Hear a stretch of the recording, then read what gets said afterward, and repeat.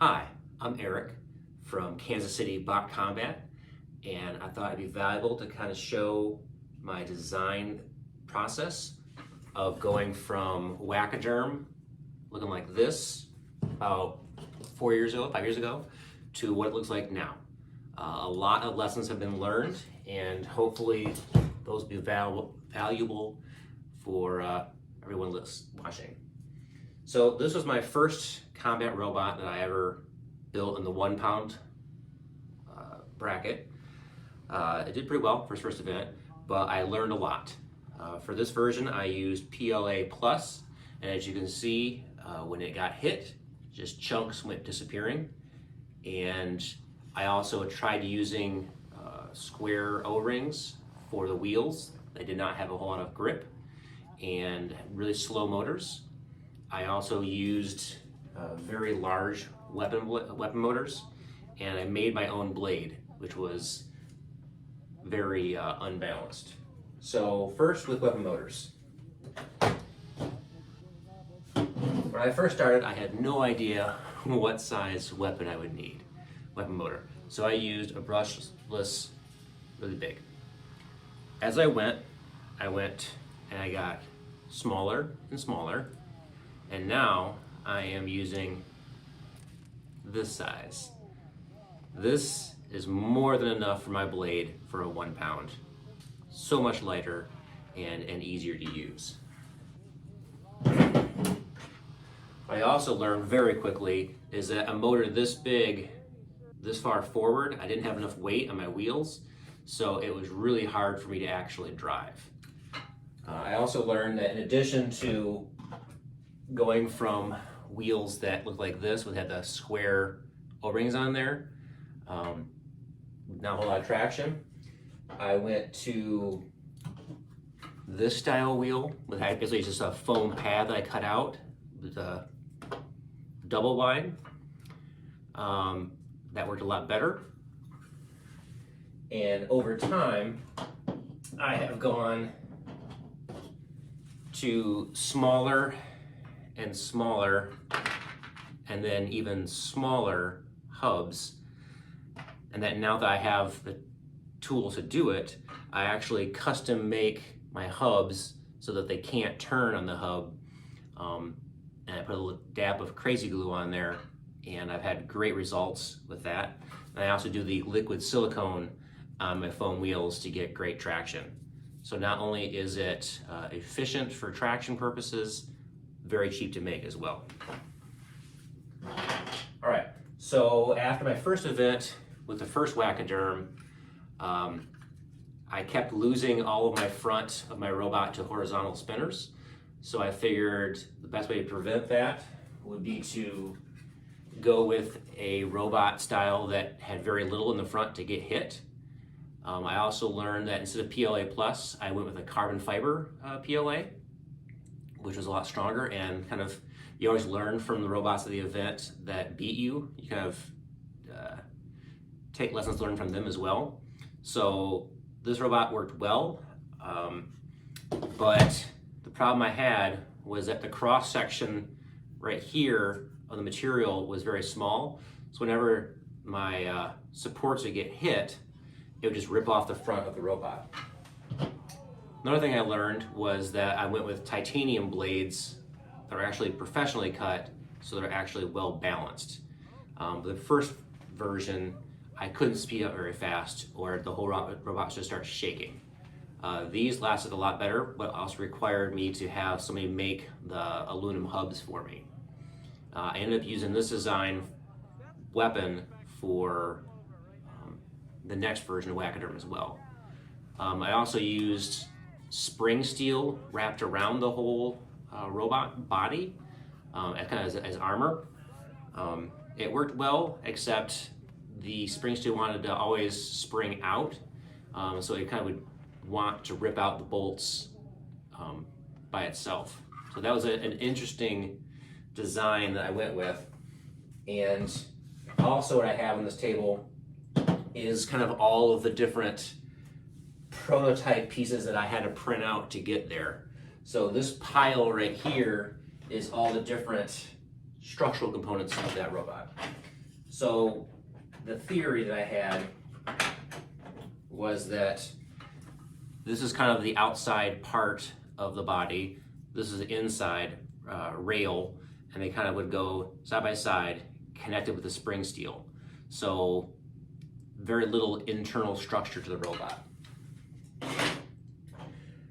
After this version of Whack-a-derm, I figured out that I needed to have a four-wheel drive, which is what my son's robot was, that had a lot of success, and it was less prone to a single motor going out and ruining the whole fight.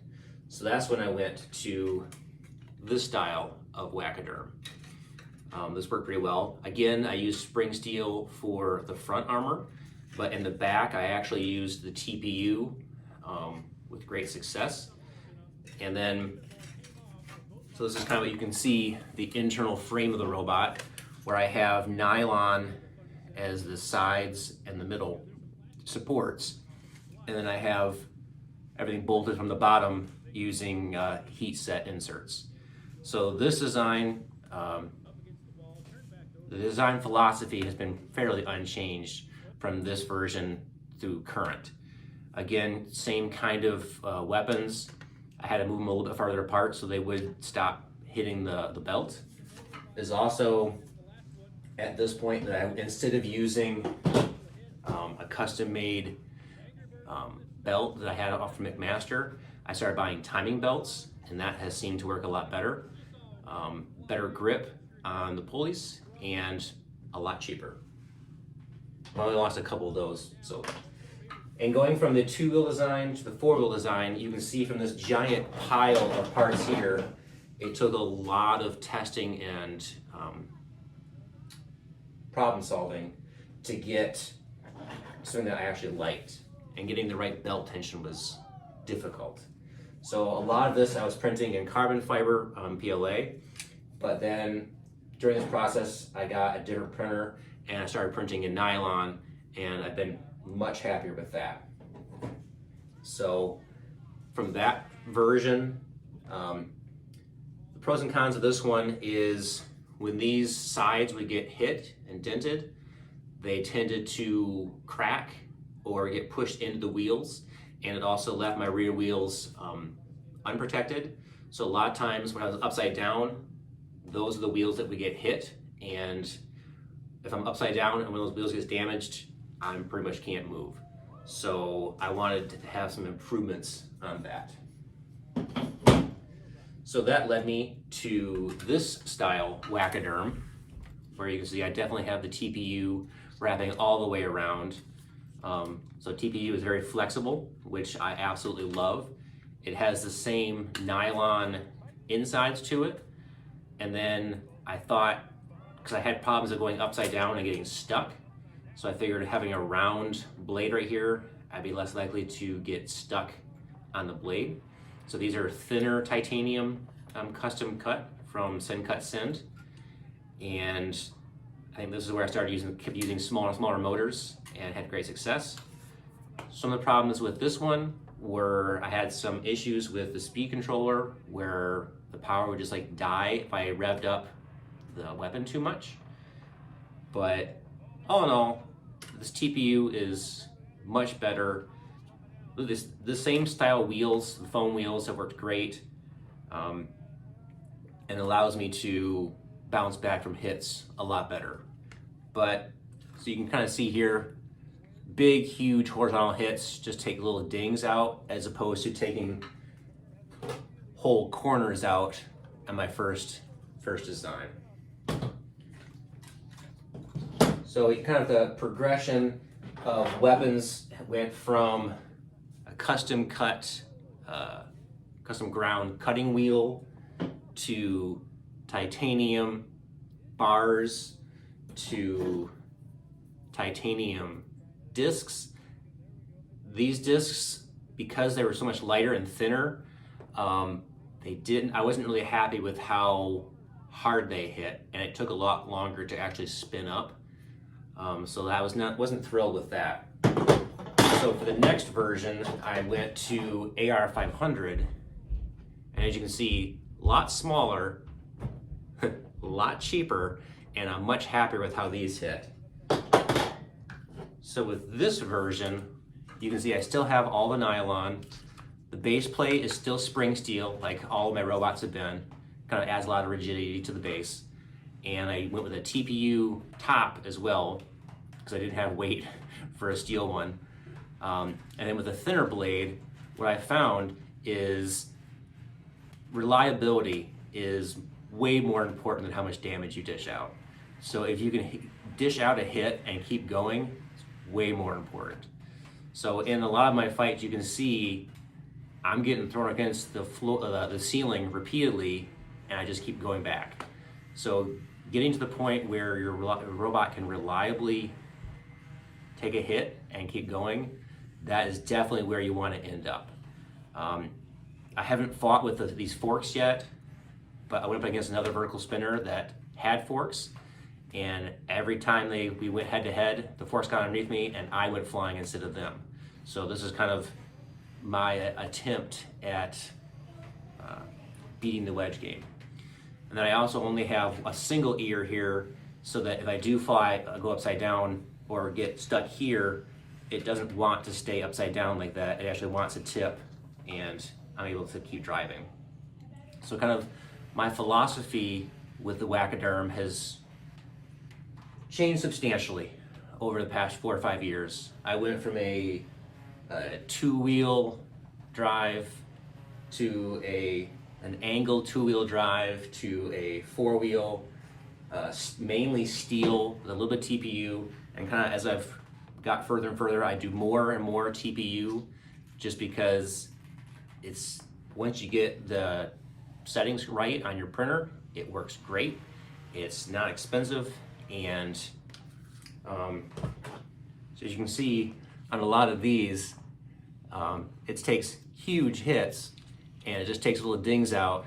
I can't say enough good things about TPU, because even this is like really flimsy, but if you have enough bolts in there to hold it on, so I use heat set inserts in the nylon and then through holes here to basically bolt the TPU to the nylon for strength, and this has been amazing for all of my robots.